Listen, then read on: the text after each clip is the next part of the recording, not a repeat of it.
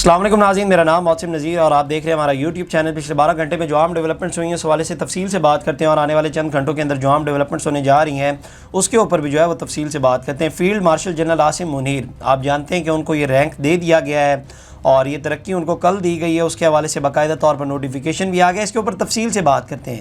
Field marshal ہوتا کیا ہے، پاکستان کی تاریخ میں کتنے فیلڈ مارشل رہ چکے ہیں، اور پڑوسی ملک انڈیا وہاں پر کتنے فیلڈ مارشل رہ چکے ہیں، ان کے حوالے سے بھی تفصیل سے بات کرتے ہیں، اور کیا ان کے فرائض میں چینجز آئیں گے اس کے اوپر بات کرتے ہیں۔ اثر و رسوخ کے حوالے سے تفصیل سے بات کرتے ہیں، اس کے اوپر جو ہے وہ تھوڑی سی تفصیل سے بات کرتے ہیں۔ اور اس کے ساتھ ساتھ جو ایک زہریلا سانپ ہے جسے اناکونڈا بھی کہا جائے تو غلط نہیں ہوگا، ارنب گوسوامی، اس کے خلاف جناب ایک ایف آئی آر کٹ گئی ہے۔ اب یہ ایف آئی آر کیوں کٹی ہے، کیا وجہ ہے، اس کے اوپر بھی جو ہے وہ تفصیل سے بات کرتے ہیں۔ لیکن سب سے پہلے field marshal general Asim Munir کے حوالے سے بات کرتے ہیں۔ آپ جانتے ہیں کہ یہ ان کو رینک دے دیا گیا ہے، اور اس کے حوالے سے کل رات کو منسٹری آف ڈیفنس کی جانب سے جو ہے وہ نوٹیفیکیشن بھی جو ہے وہ جاری کر دیا گیا ہے۔ اور ذہن میں رکھیے گا کہ فیلڈ مارشل کا جو عہدہ ہوتا ہے، فوج میں جتنے بھی عہدے ہوتے ہیں نا، ان سب میں سب سے بڑا جو عہدہ ہوتا ہے وہ فیلڈ مارشل کا ہوتا ہے۔ میں آپ کو بتاتا ہوں کتنے عہدے ہوتے ہیں تھوڑی دیر میں، لیکن یہ جو عہدہ ہے اس کو 5 سٹار کنسیڈر کیا جاتا ہے اس عہدے کو، اور عام طور پہ یہ عہدہ کسی بھی جنگ میں کوئی جنرل کامیابی حاصل کرتا ہے تو اس کے بعد جو ہے وہ یہ ریوارڈ کیا جاتا ہے یہ عہدہ اس جنرل کو۔ اور اس خبر کے بعد جب سے یہ خبر آئی ہے کہ field marshal general Asim Munir کو بنا دیا گیا ہے، تب سے انڈیا کے اندر جو ہے وہ صف ماتم بچھ گیا ہوا ہے، اور وہاں پر ان کی چیخیں نکل رہی ہیں کہ جناب یہ کیا ہو گیا، یہ کیسے ہو گیا، ان کو کیوں بنا دیا گیا۔ بھائی آپ بھی اپنے جنرل کو بنا دیں، لیکن میرا خیال ہے کہ آپ اپنے جنرل کو فیلڈ مارشل بنانے سے پہلے اپنے جہاز پورے کر لیں کہ وہ پورے ہیں کہ نہیں، ان میں کتنے کم ہوئے ہیں یہ بھی بتا دیجیے گا ضرور۔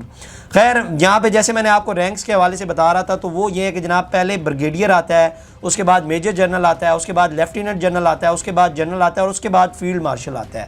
اچھا، فیلڈ مارشل جو ہے وہ سب سے بڑا عہدہ ہوتا ہے، اور یہ جو عہدہ ہے فیلڈ مارشل کا، یہ تا حیات جنرل عاصم منیر کے ساتھ رہے گا۔ عام طور پہ کوئی جنرل ریٹائرڈ ہوتا ہے تو اس کو ریٹائرڈ کہا جاتا ہے۔ مثال کے طور پہ جیسے قمر جاوید باجوہ ہیں، وہ اگر ان کو کہا جائے گا تو army chief retired Qamar Javed Bajwa کہا جائے گا، لیکن فیلڈ مارشل کے ساتھ جو ہے وہ ریٹائرڈ کا لفظ نہیں استعمال کیا جاتا ٹل دا ٹائم ہی ڈائز، لیکن اس سے پہلے تک اس کے ساتھ جو ہے وہ ریٹائرڈ کا لفظ جو ہے وہ استعمال نہیں کیا جاتا۔ اور ان کا جو یونیفارم ہے وہ بھی ان کے ساتھ ہی رہے گا، پھر بھی جو ہے وہ یہ فیلڈ مارشل رہیں گے اگر یہ ریٹائرڈ ہو بھی جاتے ہیں تو۔ اور کبھی ان کو کسی سرکاری تقریب کے اندر اگر بلایا گیا تو یہ فل رینک کے ساتھ اور اپنے یونیفارم کے ساتھ جو ہے وہ اس کے اندر شرکت کر سکتے ہیں، فل یونیفارم کے ساتھ، فل رینکس کے ساتھ اپنے۔ لیکن کوئی عام اگر دیگر فوجی حضرات کے بارے میں بات کی جائے تو وہ اس طرح سے جو ہے وہ اس کے اندر شرکت نہیں کر سکتے اپنے یونیفارم کے ساتھ۔ تو یہ چند ایک فرق تھے جو میں نے آپ کو بتایا ہے۔ اور اگر ہسٹری کے حوالے سے بات کی جائے تو ماضی میں جو ایوب خان تھے وہ واحد فیلڈ مارشل تھے۔ 1958 میں ایوب خان کی مدت ملازمت جب ختم ہوئی تو 1959 میں صدارتی کابینہ نے انہیں جو ہے وہ فیلڈ مارشل بنانے کی جو ہے وہ منظوری دی تھی، لیکن ان کے بارے میں یہ بھی کہا جاتا ہے کہ یہ عہدہ جو ہے وہ انہوں نے اپنے آپ کو خود ہی دیا تھا۔ ایک وقت میں ایک ہی 4 سٹار جنرل ہوتا ہے اور جو چیف آف آرمی اسٹاف ہوتا ہے، البتہ پاکستانی تاریخ میں ایک میجر جنرل بھی رہے ہیں۔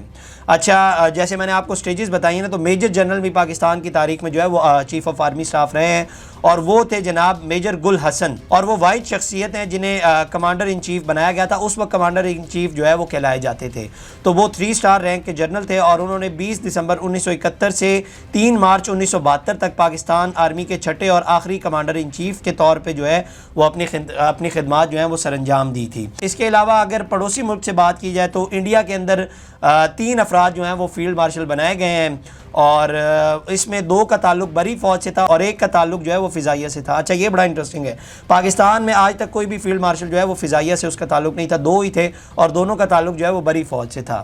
تو ایک جن کو فیلڈ مارشل بنایا گیا تھا وہ تھے جناب سیم مانک شاہ، جو کہ ہندوستانی فوج کے پہلے فیلڈ مارشل تھے۔ 1 جنوری 1973 کو انہیں ترقی دی گئی تھی، اور انہیں 1971 کی جنگ میں جو بھارتی فوج کے لیے خدمات تھی اس کی وجہ سے انہیں جو ہے وہ یہ عہدہ دیا گیا تھا، اور اندرا گاندھی جو اس وقت کی پرائم منسٹر تھی انہوں نے یہ عہدہ جو ہے وہ ان کو دیا تھا۔ جنگ کے فوراً بعد اندرا گاندھی نے جو ہے وہ ان کو فیلڈ مارشل کا عہدہ دیا تھا۔ اور اس کے علاوہ جو دوسرے ان کے فیلڈ مارشل تھے وہ تھے کریپا، اور انہوں نے 1947 کی پاک بھارت جنگ کے دوران کشمیر میں بھارتی افواج کی قیادت کی تھی، اور جے ہند کا نعرہ جو سب سے پہلے کریپا نے کہتے ہیں کہ انہوں نے انٹروڈیوس کیا تھا، اور بعد میں ایک دوسرے کو مبارکباد دینے کے لیے فوجی اہلکاروں کے درمیان رسمی جملہ جو ہے وہ یہ بن گیا تھا۔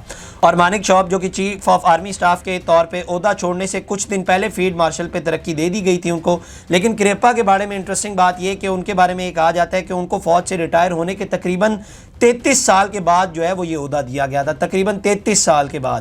اور حکومت ہند نے کریپا کو اس کی مثالی خدمات کے پیش نظر ترقی دینے کے لیے منتخب کیا اور 15 جنوری 1986 کو ایک خصوصی تقریب میں انہیں فیلڈ مارشل کے عہدے سے جو ہے وہ نوازا گیا. اس وقت جو وزیر اعظم تھے انڈیا کے راجیو گاندھی تھے، جو کہ اندرا گاندھی کے صاحبزادے تھے، وہ اس وقت پرائم منسٹر تھے. اور تیسرا جو بھارتی ایک چیف آف ایئر سٹاف تھے، فضائیہ سے تعلق رکھتے تھے، اور وہ تھے جناب ارجن سنگھ. انہیں فیلڈ مارشل بنایا گیا تھا، ان کو یہ عہدہ دیا گیا تھا، اور یہ تیسرے چیف آف سٹاف تھے. اور 1965 کی جنگ میں بھارتی فضائیہ کو لیڈ کرنے کی وجہ سے جو ہے وہ انہیں جو ہے وہ یہ عہدہ دیا گیا تھا. اور اس وقت جو ہے وہ 2002 کے اندر ان کے ریٹائر ہونے کے بعد 2002 میں جو ہے وہ بھارتی حکومت کی جانب سے جو ہے وہ انہیں یہ عہدہ دیا گیا تھا. اور اس وقت جو بھارت کے وزیر اعظم تھے وہ اٹل بہاری واجپئی تھے. اور اسی طرح اگر امریکہ کے حوالے سے بات کی جائے تو امریکہ کے اندر جو ہے وہ فیلڈ مارشل نہیں ہوتا، بلکہ جنرل آف آرمی کا عہدہ جو ہے وہ وہاں پر بنایا ہوا ہے انہوں نے. اور دسمبر 1944 کے اندر جو ہے وہ کانگریس نے اس عہدے کی منظوری دی تھی، اور پہلی دفعہ اس کے بعد جب یہ منظوری ہوئی تھی تو اس کے بعد پہلی دفعہ جو ہے وہ کسی کو یہ عہدہ جو دیا گیا تھا وہ تھے جناب جارج مارشل. انہیں جو ہے وہ اس عہدے سے نوازا گیا تھا. اور اگر معروف فیلڈ مارشل کے حوالے سے بات کی جائے تو اس میں جناب عراق کے حکمران ہیں صدام حسین، وہ بھی جو ہے وہ فیلڈ مارشل تھے. اور شام کے بشار الاسد جو ہے وہ بھی فیلڈ مارشل کا عہدہ ابھی رکھتے ہیں، کیونکہ وہ بھی زندہ ہیں اور وہ رکھتے ہیں یہ عہدہ. تو یہ جناب کچھ فیلڈ مارشل کے حوالے سے ڈیٹیلز تھی جو ہم نے آپ کے سامنے رکھی. کچھ لوکل خبروں کی بھی طرف آئیں تو اس میں جناب ملک ریاض صاحب انہوں نے ایک مبارکباد دی ہے field marshal general Asim Munir کو. ایک بڑی لمبی چوڑی انہوں نے تقریر لکھی ہے جس کے اندر انہوں نے مبارکباد دی ہے، تعریفیں کی ہیں، اور کہا ہے کہ جی آپ ڈیزرو کرتے تھے فیلڈ مارشل بننا. ایک یہ ڈیولپمنٹ ہوئی ہے. اور اس کے علاوہ جناب ایک بڑا یوٹیوبر جو پاکستان سے باہر ہوتا ہے، ان کی جائیدادوں کے حوالے سے ایک بہت بڑا سکینڈل جو ہے وہ آنے والا ہے. اچھا، میری اطلاعات کے مطابق یا وہ سکینڈل جب تک آپ یہ ویڈیو دیکھ رہے ہوں گے آ گیا ہوگا، یا کچھ آج رات تک یا کل تک جو ہے وہ خیر یہ سکینڈل آ جائے گا آنے والے دنوں کے اندر. اور انگریزی اخبار میں یہ سکینڈل آئے گا، اور فائنینشیل ٹرانزیکشنز پراپرٹی کے حوالے سے ایک بہت بڑا سکینڈل ہے جو آنے والا ہے. اور یوٹیوب چینل پہ وہ کام کرتے ہیں. خیر میں آپ کو اتنی ڈیٹیلز دے سکتا ہوں، ظاہری بات ہے جب وہ سکینڈل آئے گا اس کے بعد ہی ڈیٹیل سامنے آئیں گی. تو ایک بہت بڑا سکینڈل جو ہے وہ بھی آنے والا ہے. اور اس کے علاوہ جناب ایناکونڈا جو ایک زہریلا سانپ ہے، ارنب گوسوامی آپ جانتے ہیں کہ زہر اگلتا رہتا ہے اور پرو مودی اور پرو بی جے پی ہے وہ، اور جس قسم کی وہ باتیں کرتا ہے آپ سب اس سے واقف ہی ہیں. اس کے خلاف جناب ایک ایف آئی آر کٹ گئی ہے. ایک ایف آئی آر بھی کٹی اور ساتھ ہی ساتھ اس کی بے عزتی بھی آگے ہوئی ہے، وہ بھی میں بتاتا ہوں. اور یہ جو ایف آئی آر کٹوائی ہے وہ جناب کانگریس نے ایف آئی آر کٹوائی ہے. آپ جانتے ہیں کہ اس نے اپنے شو کے اندر ترکی کی باتیں کرتے کرتے وہاں پہ جو ترکی کی جو کانگریس ہے اس کی جو بلڈنگ ہے اس کو اس نے انڈین کانگریس کی بلڈنگ بنا دیا تھا، جو وہاں پہ ان کا دفتر ہے. تو اس کے بعد بھنڈ ہے عجیب، پتہ نہیں ان کے ریسرچر یا کیا کام کرتے ہیں. خیر اس کے بعد جو ہے وہ خیر انہوں نے معافی بھی مانگی تھی، ٹویٹر پہ باقاعدہ طور پر ایک معافی لکھی تھی، لیکن پھر بھی جو ہے وہ ان کے اوپر جو ہے وہ ایک ایف آئی آر کٹ گئی ہے ارنب گوسوامی کے اوپر. اور کانگریس نے یہ ایف آئی آر جو ہے وہ کٹوائی ہے. اب ان کی کریڈیبلٹی کا آپ اندازہ خود ہی لگا سکتے ہیں کہ یہ ان کی کریڈیبلٹی ہے اور یہ جرنلزم کرتے ہیں، کیونکہ ظاہری بات ہے اس کے منہ میں صرف مودی مودی ہی ہوتا ہے اور کچھ نہیں ہوتا، اور اس کی تعریفوں کے پل باندھ رہا ہوتا ہے، بی جے پی کی تعریفوں کو خود بھی مانتا ہے یہ چیز، اور کانگریس کے خلاف وہ باتیں کرتا رہتا ہے. تو خیر اب یہ ایک ایف آئی آر بھی کٹ گئی ہے. اور انٹرسٹنگ بات، کل رات کو جو ہے وہ کرسٹین فیئر جو کہ بہت زیادہ اینٹی پاکستان ہے، وہ اس کے شو میں جو ہے وہ تشریف لائی ہوئی تھی. اور رات کو گندگی اس حد تک بڑھ گئی کہ کرسٹین فیئر بھی جو ہے وہ گندگی برداشت نہیں کر سکی. انہوں نے بعد میں ایک ٹویٹ کیا، انہوں نے لکھا کہ I just walk off Arnab Goswami show because of the jingoistic nonsense coupled with every one screaming I just have better things to do with my morning than that nonsense show.